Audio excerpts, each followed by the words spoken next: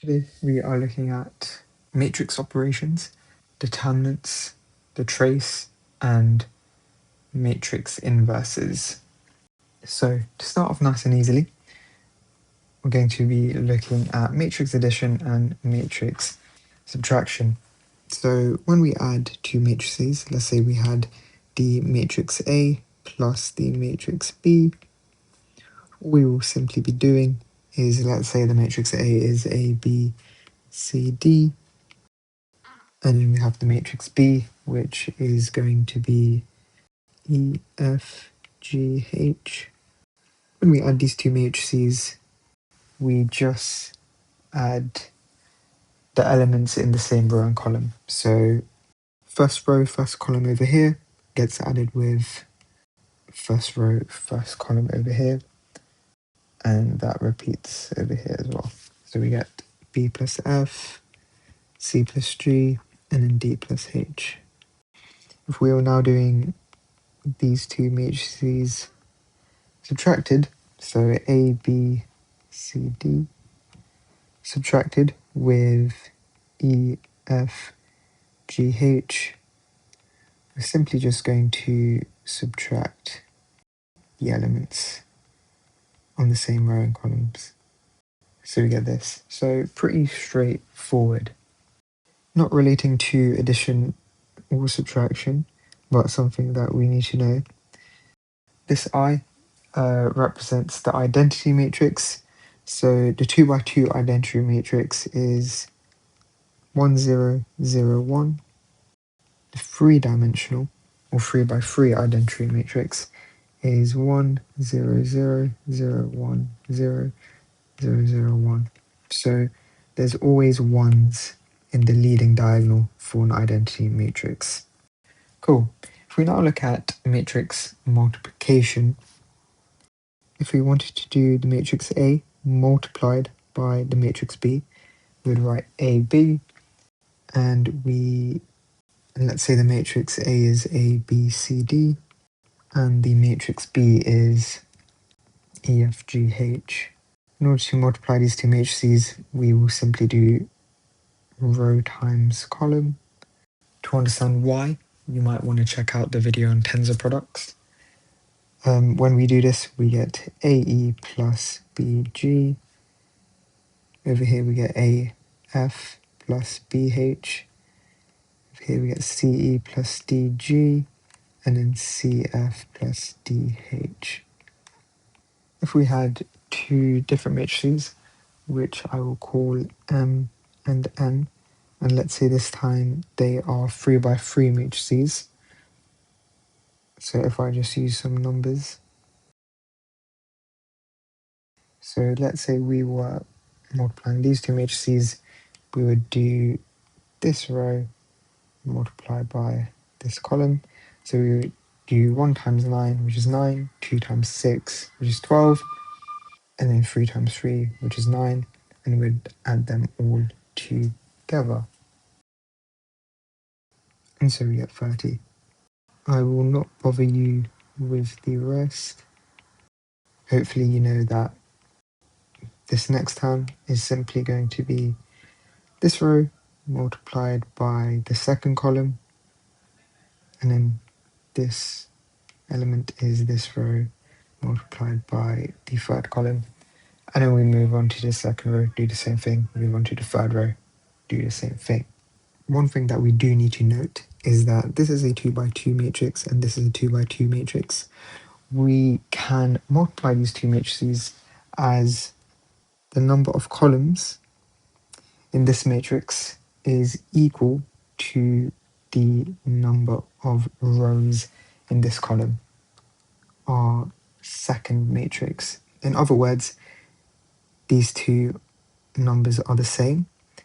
If we then look at the leftover numbers, those leftover numbers is what the size of our product should be. So we can see that this is a 2 by 2 matrix, and that follows over here.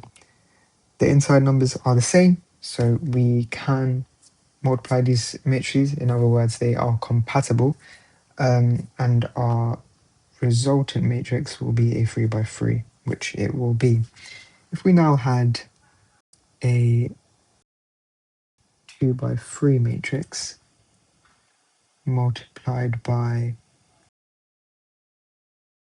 a 3 by 1 matrix, these inner numbers are the same, and our resultant matrix will be a 2 by 1 matrix. Cool. Hopefully that's all stuff that you already knew, and there was a quick little recap. Moving on to the determinant of a matrix. If we have a 2 by 2 matrix, in order to find the determinant, if we assume that our matrix is this A, B, C, D, the determinant, which we write as det A, is equal to A times D minus B times C. So these two times together minus these two times together. If we now had a 3 by 3 matrix, so A, B, C, so if we assume this was our matrix, to find det A, what we can do is we can pick any row. I'm going to pick this first row, which is ABC. We then write A, and then we find the matrix of minor. To find the matrix of minor, we ignore the column that A is on, and we ignore the row that A is on, and then we write the matrix that is left behind, which is EFHI. Now, if we look at this matrix, it basically says that this second element always has a negative sign in front of it. So we do negative and then B, and we do the same thing. We ignore the column that B is on, and we ignore the row.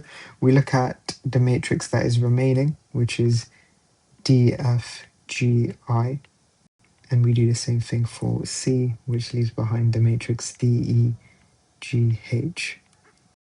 I could, of course, use the second row. When I use the second row, if we look at this, it says that the first element on the second row is negative, so in this case it will be minus D, and then the matrix of minor will be BCHI, then we get plus E, the matrix of minor is ACGI, and then we get minus F, and the matrix of minor is ABGH. So these two should yield the same exact answers. Another way to work out the determinant of a 3 by 3 matrix, if I rewrite our matrix A, again, we can work out the determinant of A by doing this diagonal multiplied together, so A, E, I, plus this diagonal multiplied together, which is B, F, G, plus this diagonal multiplied together, which is C, D, H. And then we minus that by this diagonal going up, so GEC, and then this diagonal, which is HFA, and then IDB. Hopefully you can see that. I know that looks a bit messy. So this is just another way to working out the determinant of a 3 by 3 matrix. Okay, if I now show you an example with real numbers. Let's say we had the matrix. If we are finding out the determinant of this matrix using our first method, we would look at the first row, and the first thing in that row is 3. Then we look at the matrix of minor, which is 8, 2, 6, 3. Hopefully you can see that. And then we would put minus sign, and then the second thing in this first row is 4. Looking at the matrix of minus, we get 7, 2, 1, 3. And and then we look at 5, and the matrix of minor is 7, 8, 1, 6. Now we have some 2 by 2 matrices. If we work out the determinant of the 2 by 2 matrices using AB minus BC, we get 130. If we now use method 2, which is pretty much the same thing, but this time we're just going to look at the second row. Just as a word of note, we can look at the third row as well. I'm just not doing that because it's very similar to looking at the first row because the signs are the same.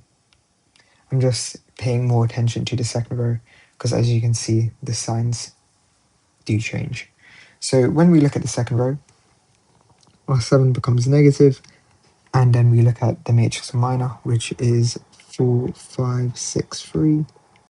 We look at the next thing, which is 8, and the matrix of minor is 3, 5, 1, 3. And then we look at the last thing, which needs a negative sign in front of it, and the matrix of minor is 3, 4, 1, 6. And so working out the determinants, we get this, which will of course get us 130 as well. If we now look at the last method, which is looking at diagonals, we first have to work out this diagonal. So that would be 3 times 8 times 3, which is 72. Then we would look at 4 times 2 times 1, which is just 8.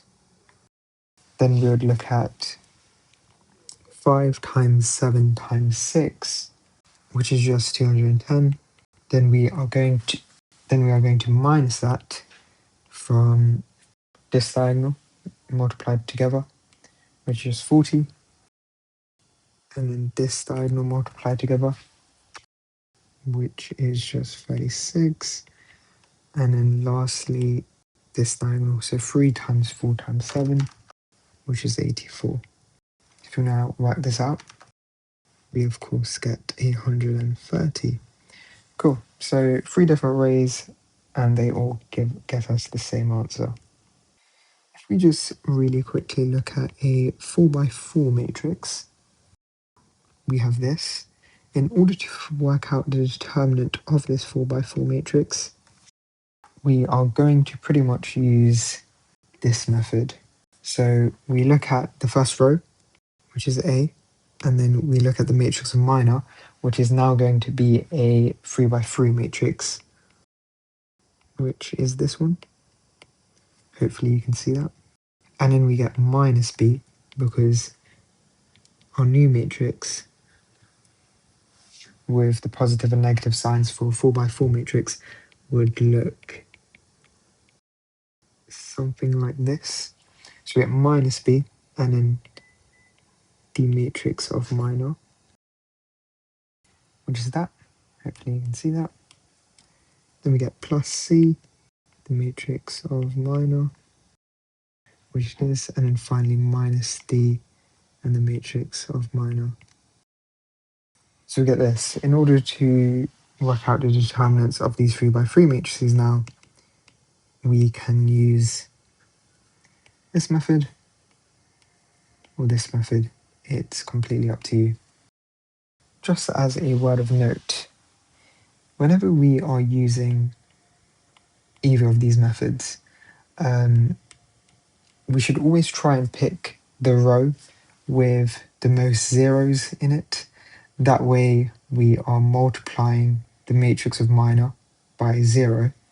So it turns out that we don't actually need to work out the matrix of minor.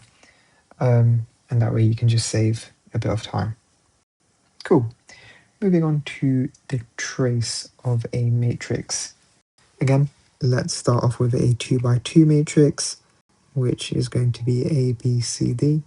If I am finding the trace, TR, of A, all I'm doing is simply adding up the elements in the leading diagonal. So that would be A plus D. in this case. If we had a 3 by 3 matrix, trace of this matrix would simply be A plus E plus I. So pretty straightforward. It's just us summing the elements on the main diagonal.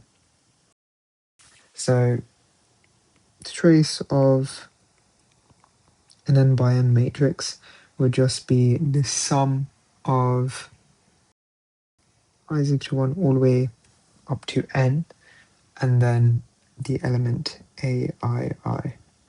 So A11 plus A22 plus A33 all the way up to ANN. That's how we would write or find out the trace. If I now had the matrix 4, 3, 2, 6, and I worked out its eigenvalues, of course I still haven't covered this in these set of videos, hence I'm just going to briefly rush over it, and I will go over more detail on eigenvalues in that video.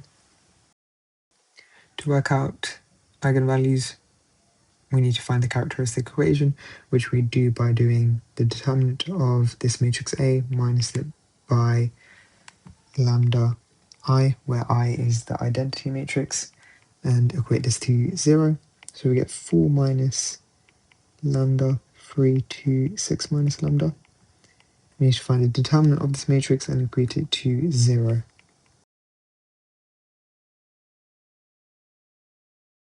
And so we get lambda is equal to 5 plus root 7, and lambda is equal to 5 minus root 7. So our eigenvalues are 5 plus root 7 and then 5 minus root 7. If I now add up these two eigenvalues, so the first eigenvalue added with the second one, we get 10. If we now work out the trace of A, it's also equal to 10. So another way of defining the trace is the trace is equal to the sum of the matrices eigenvalues. Cool. Cool. Moving on to the inverse of a matrix. If we have a 2 by 2 matrix, for example A, B, C, D, the inverse, which is written as a to the power of minus 1, would be 1 over the determinant of this matrix multiplied by D minus B minus C A. So we swap the positions of these two elements and we add a negative sign to B and C, and then we times it by 1 over the det. That's how we work out the determinant of a 2 by 2 matrix. A matrix is only, from this we can see that a matrix is only inversible when det of A is not equal to 0. So when det A is not equal to 0, an inverse exists. When the determinant of the matrix A is equal to 0, we call that a singular matrix, which means that it cannot be inverted. Cool. To find the inverse of a 3 by 3 matrix, we have three main ways. We first need to find the cofactor matrix. We then transpose this matrix, and then we divide by the determinant. To understand what the cofactor matrix is, let us have the matrix M, which is 3, 2, 5, 6, 7, 8, 1, 2, 3. We first find a matrix of minors. What that means is we look at 3, we then remove its row, remove its column, and then we look at the matrix of minor formed and we work out the determinant of that matrix. So we do 7 times 3, which is 21, minus it by 16, which gives us 5. And we do this for all the elements and finding out the matrix of minors. And so we get this. We then look at this matrix and apply this matrix onto here. So 5 stays the same, 10 now becomes minus 10, this 5 stays the same, minus 4 becomes 4, and plus 4 becomes minus 4. Minus 19 stays the same, minus 6 becomes 6, and 9 stays the same. So this is our cofactor matrix. We don't transpose this matrix. What that means is we interchange the rows and columns. So this row now becomes a column. So we get 5 minus 10, 5. This row now becomes a column. So we get 4, 4, minus 4, and then we get minus 19, 6, 9. Another way to think about this is we essentially keep this diagonal the same and we just swap these. So 4 minus 10 swap positions, 5 and minus 19 swap positions, and 6 and minus 4 swap positions. This is what we get when we transpose the matrix, and so the inverse would then be m minus 1, 1 over the determinant of m multiplied by this matrix. Hopefully that made sense. Another way to find the inverse of a 3 by 3 matrix is to do the row reduction method. So this is when you write an augmented matrix.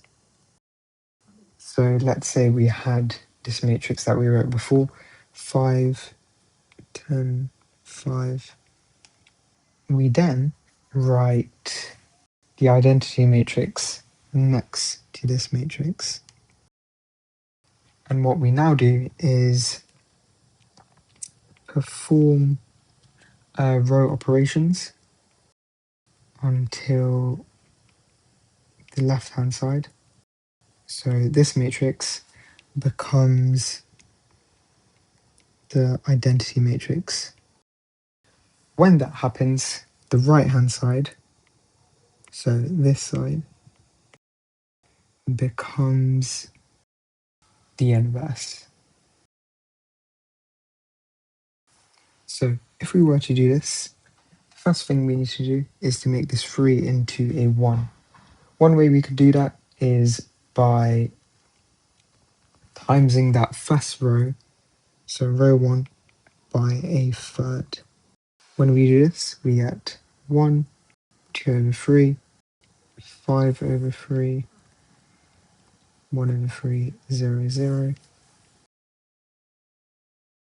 And so we get this.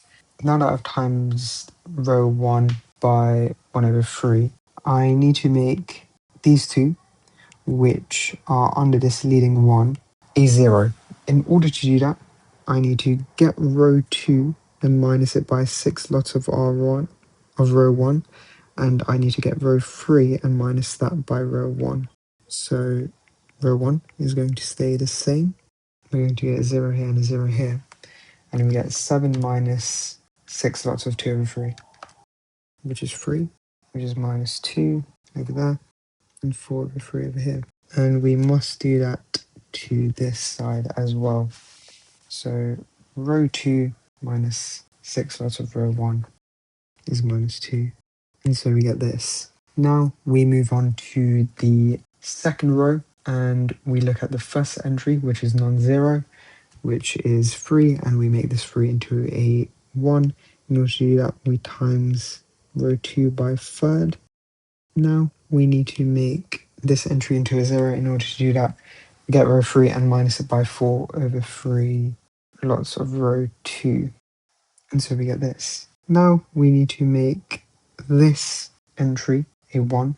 The quickest way to do that is to times row 3 by 9 over 20. And so we get this.